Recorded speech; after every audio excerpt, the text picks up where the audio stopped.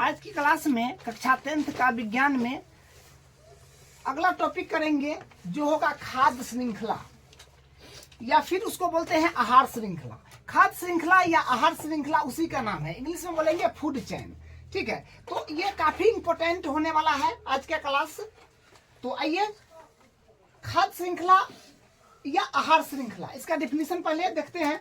यह एक रैखिक अनुक्रम है जिसमें पोषक तत्व व ऊर्जा को एक जीव से अन्य जीव में स्थानांतरण होता है। देखिए क्या लिखा है कि यह एक रैखिक अनुक्रम है जिसमें पोषक तत्व व ऊर्जा को एक जीव से अन्य जीव में स्थानांतरण होता है। उदाहरण के लिए देखिए, जैसे ई एग्जाम्पल हम कल की क्लास में भी लिए थे, जो है पौधा।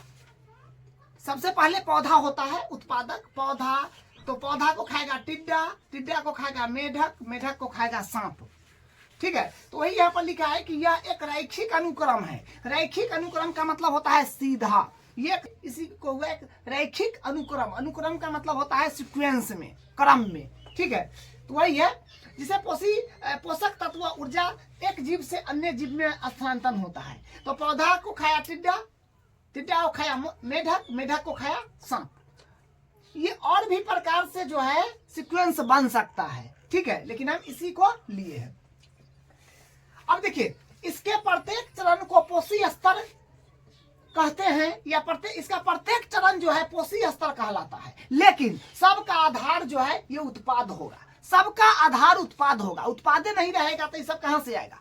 ठीक है, तो इस टिड्डा के लिए पोषी स्तर पौधा हो गया, मेढक के लिए पोषी स्तर टिड्डा हो गया, और सांप के लिए पोषी स्तर मेढक हो गया। ठीक है, इसका पोषक तत्व ये है, पोषण है ये, इसी से इसका भोजन होता है। ठीक है, अब देखिए, द्वितीय उपभोक्ता जो है यहाँ पर मेढक है, और तृतीय पोषी स्तर मेढक है। तो इसको भी थोड़ा समझ लेते हैं। द्वितीय उपभोक्ता किसको बोलेंगे और पोषी स्तर किसको बोलेंगे। देखिए यहाँ पर जो है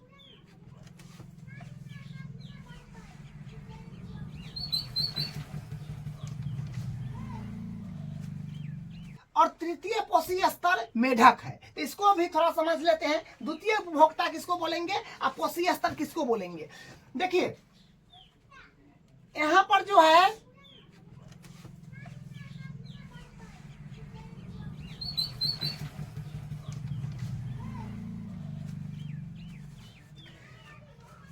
पौधा को जो है टिड्डा खा रहा है, तो पौधा को टिड्डा खा रहा है, तो पौधा तो उत्पादक है और खा रहा है टिड्डा। तो जो उत्पादक को खाएगा जो जीव, उसको हम लोग बोलेंगे प्राथमिक उपभोक्ता। ठीक है, मतलब जो भी जीव अगर पौधा को खाएगा, उत्पादक को खाएगा, उसको बोलेंगे प्राथमिक उपभोक्ता। और जो प्राथमिक उपभोक्ता यानी क्या है, टिड्डा क्या है, पौधा को खाया, तो ये प्राथमिक उपभोक्ता हुआ, यानी शाकाहारी हुआ। जो शाकाहारी को खाएगा, जैसे मेढक है यहाँ पर, तो ये हुआ द्वितीय उपभोक्ता। ठीक है, तो और मेढक को खाया सांप, तो ये क्या हो गया, ये तृतीय उपभोक्ता हो गया। ठीक है, तो ये हुआ आपका प्रथम उपभोक्ता, ये हुआ द्वितीय उपभोक्ता, और ये हुआ तृतीय उपभोक्ता। तो प्रथम उपभोक्ता उसको बोलते हैं जो पादप को खाता है, यानी शाकाहारी होता है। और मेढक जो है ये खा रहा है टिड्डा को, यानी शाकाहारी। जो शाकाहारी को खाता है उसको बोलते हैं द्वितीय उपभोक्ता।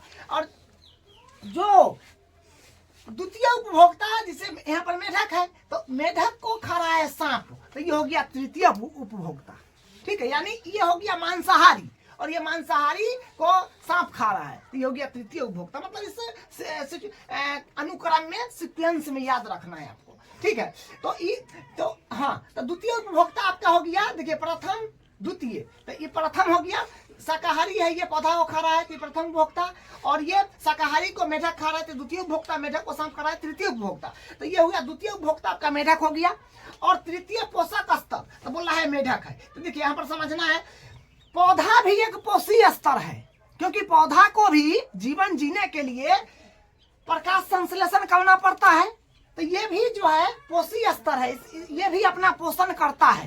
तो ये हुआ प्रथम पोषी स्तर। ये टिड्डा हुआ द्वितीय पोषी स्तर। प्रथम पोषी स्तर कौन होता है? प्रथम पोषी स्तर होता है उत्पादक, प्लांट्स, पौधा, ठीक है। और ये टिड्डा हुआ द्वितीय पोषी स्तर, मेढक हुआ तृतीय पोषी स्तर।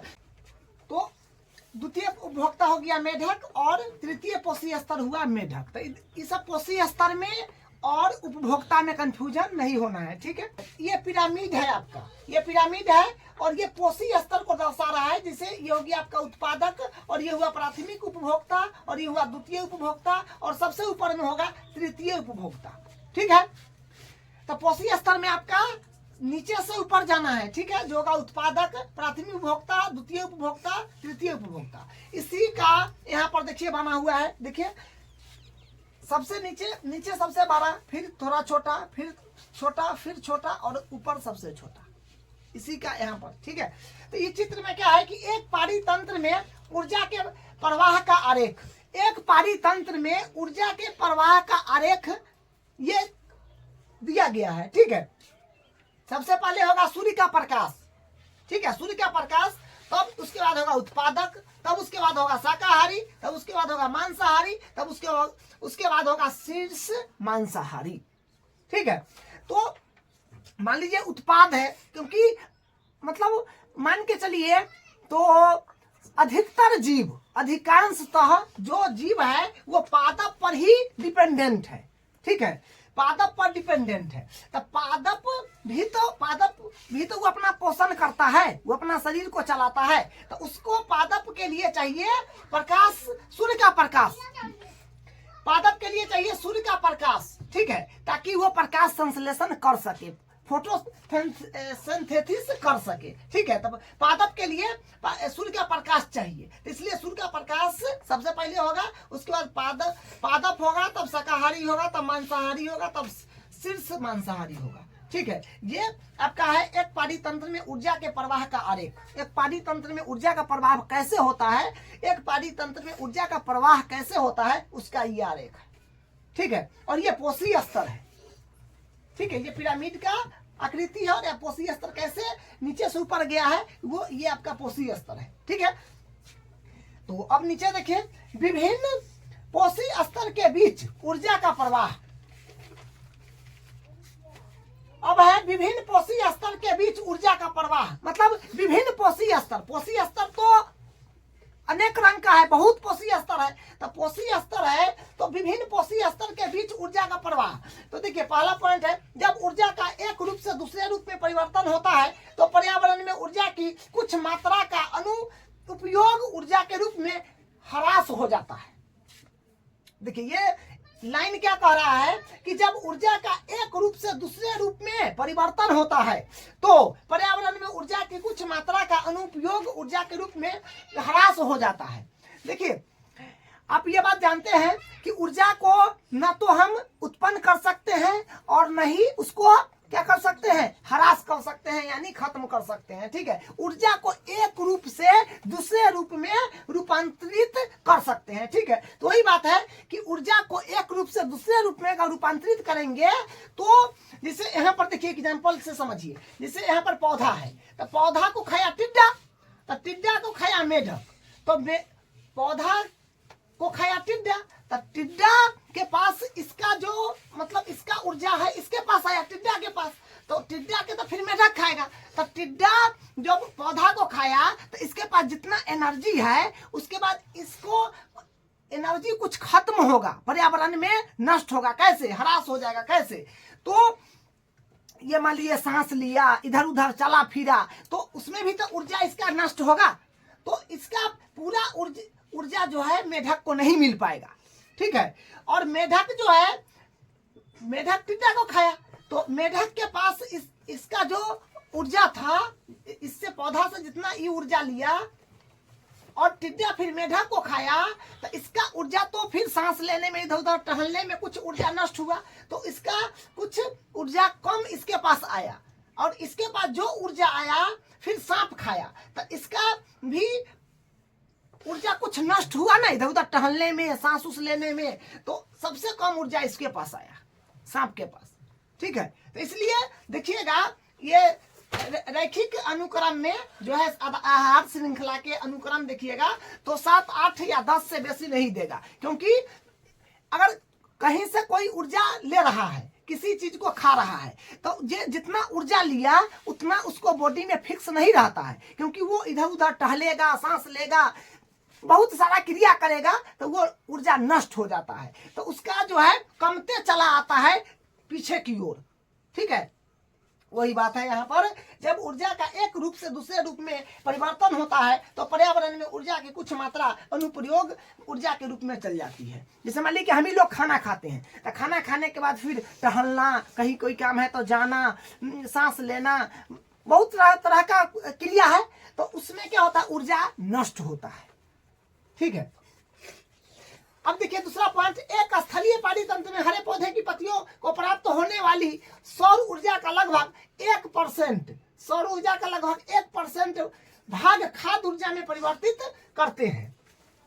दूसरा पॉइंट को भी समझिए ध्यान से, एक स्थलीय पानी तंत्र में हरे पौधे की पत्तियां को प्राप्त होने वाली सौर ऊर्जा का लगभग 1% भाग खाद्य ऊर्जा में परिवर्तित होता है। तो दूसरा पॉइंट के कहने का मतलब ये बात हुआ कि अगर कोई पादप है, पौधा है, प्लांट्स है, तो वो प्रकाश संश्लेषण जब करेगा तो जितना वो वहां से प्रकाश संश्लेषण करेगा, वो अपना भोजन बनाएगा, तो उसका 1% ऊर्जा ही 1% भाग है खाद्य ऊर्जा के रूप में परिवर्तित होगा। 1% ऊर्जा उसका जो है वो ले पाएगा और वो पर्यावरण में नष्ट हो जाएगा। तो 1% भाग खाद्य ऊर्जा में मतलब 1% ऊर्जा से ही वो खाद्य बनाएगा, माने खाना बनाएगा। ठीक है, और दूसरा पॉइंट है, जब हरे पौधे प्राथमिक उपभोक्ता द्वारा खाए जाते हैं तो खाए हुए भोजन का लगभग 10% ही जैव मात्रा में बदल जाता है, जो अगले स्तर को उपभोक्ता को उपलब्ध हो पाता है। जिससे यहाँ पर समय मतलब यहाँ पर जो हम समझाए हैं आपको वही बात यहाँ पर लिखा हुआ है। क्या है कि जब हरे पौधे प्राथमिक उपभोक्ता द्वारा खाए जाते हैं तो खाए हुए भोजन का लगभग 10% ही जैव मात्रा में बदल जाता है, जो अगले स्तर को उपभोक्ता को उपलब्ध हो पाता है। इसका कहने का मतलब ये बात हुआ कि अगर मान लीजिए कि जैसे इसी एग्जाम्पल से देखें, ये पौधा है, तो पौधा को टिड्डा खाया, तो टिड्डा के पास जो एनर्जी आया, तो एनर्जी आया तो ये भी मतलब शारीरिक क्रिया करेगा, टहलेगा, सांस लेगा, जो भी करेगा, तो उसमें इसका ऊर्जा नष्ट हुआ। तो ऊर्जा नष्ट हुआ तो फिर जो ऊर्जा नष्ट हुआ तो फिर ये इसको खाया, मतलब समझिए कि अगर पौधा के पास अगर मान लीजिए कि पौधा टिड्डा खाया पौधा को, तो इसमें मान लीजिए कि 1000 किलो ऊर्जा इसके पास आ गया, तो इसका 10% नष्ट हो जाएगा, अपना जो है पर्यावरण में नष्ट होगा। जैसे कोई काम करना, मतलब टहलना, इधर उधर घूमना फिरना, सांस लेना, उसमें 10% ऊर्जा नष्ट हो जाएगा। तब इसका 10% नष्ट होने के बाद अगर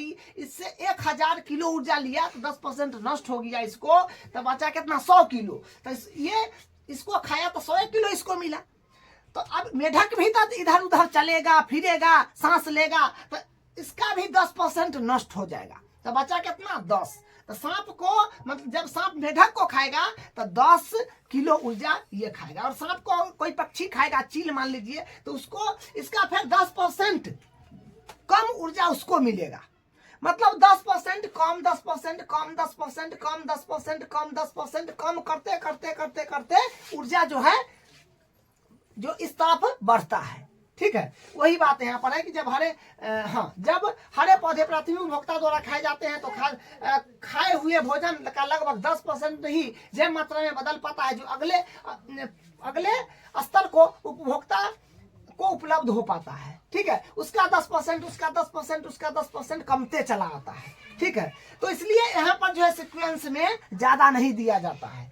अब देखिए यह कारण है कि आहार श्रृंखला सामान्यतः 3 अथवा 4 चरणों में होती है। आहार श्रृंखला जो है,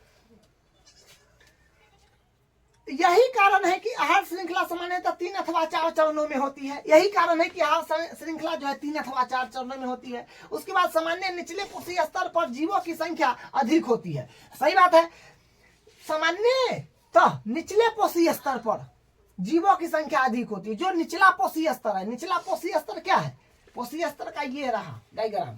तो निचला कोशीय स्तर उत्पादक है, तो उत्पादक को ही अधिकतर जो है जीव जंतु खाने वाला है। 90% मान लीजिए तो उत्पादक खाने वाला है। जैसे मान लीजिए कि उत्पाद यानी क्या हुआ, पेड़ पौधा प्लांट्स हुआ, तो इसको खाने वाला बहुत सारा है, जैसे मनुष्य हो गया, गाय भैंस बकरी, बहुत तरह का जीव, जैसे यहाँ पर टिड्डा हो गया, खरगोश हो गया, चूहा हो गया, बहुत तरह का जीव जंतु उत्पाद को खाता है ना। सबसे ज्यादा जनसंख्या जो है उत्पाद को खाने वाला की जनसंख्या है, ठीक है। तो वही बात है कि सामान्य निचले पोषी स्तर में जीवों की संख्या अधिक होती है, ठीक है। आपको ऑब्जेक्टिव में ही पूछ सकता है कि निचले पोषी स्तर में जीवों की संख्या अधिक होती है, मतलब किस पोषी स्तर में जीवों की संख्या अधिक होती है, तो आपको उत्पादक में ध्यान रखना है, ठीक है। अब देखिए, ऊर्जा का प्रवाह एक दिशीय होता है, यह भी ऑब्जेक्टिव में आ सकता है कि ऊर्जा का प्रवाह जो है कैसा होता है, तो एक दिशीय होता है। ऊर्जा का प्रवाह एक दिशीय होता है, इसको ध्यान रखिएगा। अब अगला देखिए, अगला में है आहार जाल, या इसको बोलिएगा खाद्य जाल, ठीक है। आहार जाल या खाद्य जाल, देखिए आमतौर पर प्रत्येक जीव 2 अथवा अधिक प्रकार के जीवों द्वारा खाया जाता है, जो स्वयं अनेक प्रकार के जीवों का आहार बनने हैं। अतः सीधा श्रृंखला के बजाय जीवों के मध्य आहार संबंध शाखा के रूप में होते हैं। शाखाएं श्रृंखला का एक जाल बनाती है, जिसे आहार जाल कहते हैं। देखिए, ये जो है आपका आहार जाल यानी फूड वेब, ये आहार जाल बोलिए या खाद्य जाल बोलिए, ठीक है, इंग्लिश में फूड वेब। तो इसका ये प्रॉपर डिफिनीशन है आपके पास कि आमतौर पर प्रत्येक जीव, जो भी जीव है, प्रत्येक जीव, ठीक है, 2 अथवा अधिक प्रकार के जीव द्वारा खाया जाता है। 2 या उससे अधिक प्रकार के जीव द्वारा खाया जाता है। जैसे देखिए यहाँ पर पौधा को खा रहा है टिड्डा, लेकिन पौधा को फिर हिरण भी खा रहा है, पौधा को चूहा भी खा रहा है। फिर देखिए यहां पर देखिए, हिरण को, ये हिरण है, हिरण को शेर खा रहा है, लेकिन हिरण को फिर पक्षी भी खा रहा है। फिर देखिए यहां पर पौधा को तो चूहा खा ही रहा है, लेकिन चूहा को सांप खा रहा है, चूहा को सांप खा रहा है। और फिर इसका संबंध देखिए, सांप से भी, सांप से, हाँ, चूहा को सांप खा रहा है। तो मतलब वही बात यहाँ पर कह रहा है कि आमतौर पर प्रत्येक जीव 2 अथवा अधिक प्रकार के जीव द्वारा खाया जाता है।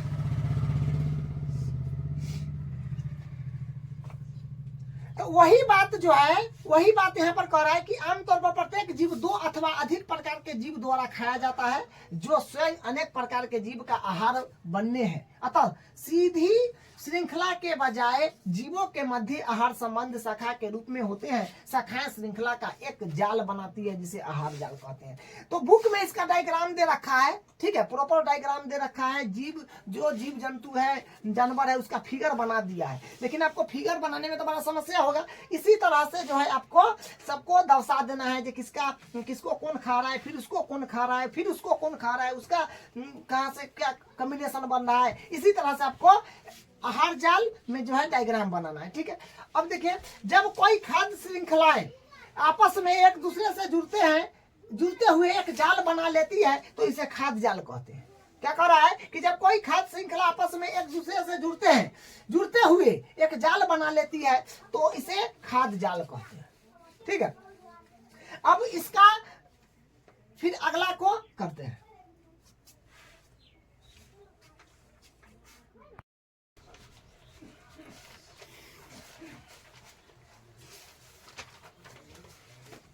तो अब देखिए, ऊर्जा का 10% का नियम, 10% रूल, ये भी काफी इंपॉर्टेंट है, ठीक है।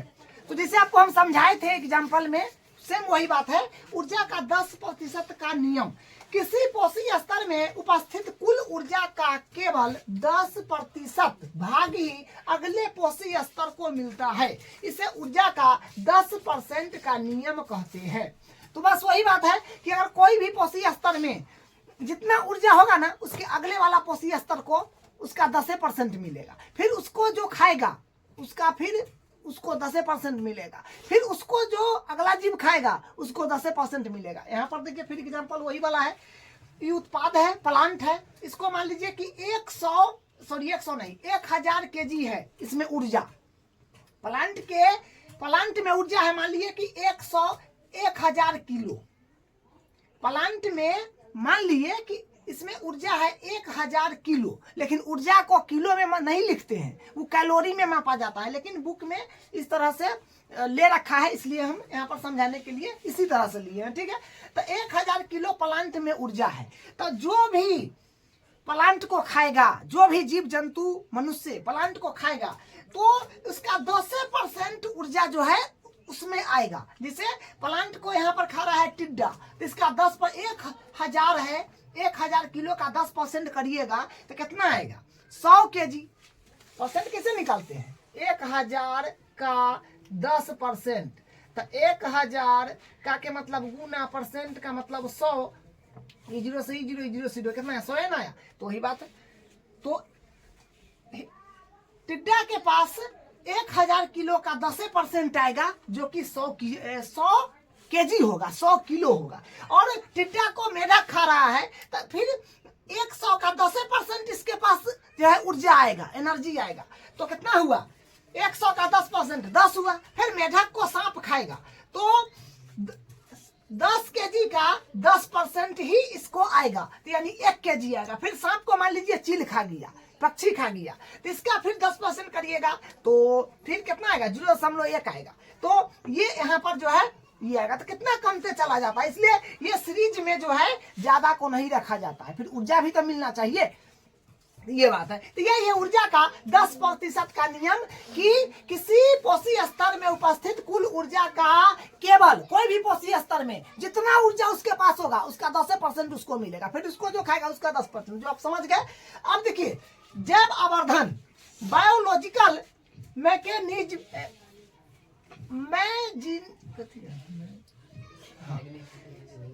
बायोलॉजिकल मैग्निफिकेशन, ठीक है। जैव आवर्धन को इंग्लिश में हम लोग बोलते हैं बायोलॉजिकल मैग्निफिकेशन, ठीक है। तो जैव आवर्धन क्या है? पहले डिफिनीशन देखिए। कुछ हानिकारक रासायनिक पदार्थ आहार श्रृंखला में किसी जीव के शरीर में प्रवेश करके ऊपर की तरफ बढ़ते जाते हैं तथा उच्च पोषी स्तर के जीवों में अधिक मात्रा में उपस्थित हो जाते हैं तथा यह घटना जैव आवर्धन कहलाती है। क्या था डिफिनीशन? कि कुछ हानिकारक रसायन, बहुत सारा रसायन ऐसा है जो हानिकारक है, जो जीव जंतु को क्या करता है? नुकसान पहुंचाता है, जिससे उसकी मृत्यु हो जाता है। वही है, कुछ हानिकारक रासायनिक पदार्थ आहार श्रृंखला में किसी जीव के शरीर में प्रवेश करके ऊपर की तरफ बढ़ते जाते हैं तथा उच्च पोषी स्तर में जीवों की अधिक मात्रा में उपस्थित हो जाते हैं तथा यह घटना जैव आवर्धन कहलाती है। उदाहरण से देखिए, यदि कोई छोटी मछली जो किसी प्लवक को खाती है, वह पारे माने Hg, पारा का संकेत, वह पारे से दूषित होती है तथा जब इन सैकड़ों मछली को यदि एक ही पक्षी खा ले तो उसके शरीर में उपस्थित पारे की मात्रा अत्यधिक हो जाएगी। देखिए यहाँ पर समझिए, यहाँ पर ये पानी है, नीचे जल है, इसी से मारा गया है, जल है।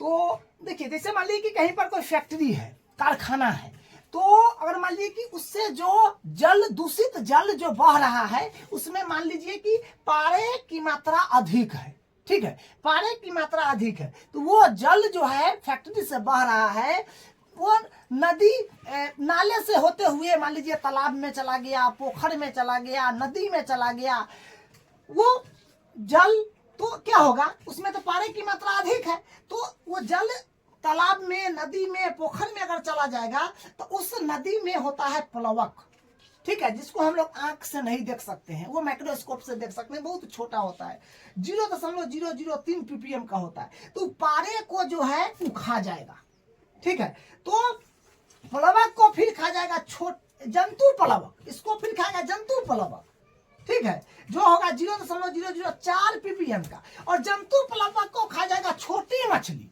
जो होगा 0.05 ppm का। और छोटी मछली को खा जाएगा बड़ी मछली, जो होगा 2 ppm का। और बड़ी मछली को खा जाएगा पक्षी, जो होगा 25 ppm का। देखिए यहाँ पर डायरेक्ट 25 हो गया, यहाँ पर डायरेक्ट 2 हो गया। अरे छोटी मछली को खाएगा बड़ी मछली, तो बड़ी मछली छोटी मछली को तो मतलब छोटी मछली जो है मतलब बड़ी मछली छोटी मछली को खाएगा, तो छोटी मछली ऐसा थोड़ी है बड़ी मछली छोटी मछली एक को खाएगा, वो तो कितना भी खा सकता है, 10 को 20 को 50 को कितना भी खा सकता है। तो छोटी मछली की संख्या जितना ज्यादा खाएगा उतना जो है बड़ी मछली के अंदर जो है पारा बढ़ेगा, ठीक है। तो बड़ी मछली ज्यादा संख्या में छोटी मछली को खाता है ना, क्योंकि इसका भी तो पेट भरना चाहिए। तो बड़ी मछली में 2 ppm हो जाएगा, और बड़ी मछली को पक्षी खाता है। तो पक्षी अगर मान लीजिए भर दिन में 10 को खा गया तो उसका पारा इनमें बढ़वे करेगा, तो मछली में 25 ppm हो जाएगा पारा की मात्रा, ठीक है। तो बस यही है इसका, ये यहाँ पर डायग्राम से इस तरह से आप समझ सकते हैं, ठीक है। तो हम लोग आज की क्लास में जैव आवर्धन तक बात करें हैं, और फिर अगले क्लास में जो अगला होगा उसको करके जो है चैप्टर कंप्लीट करेंगे।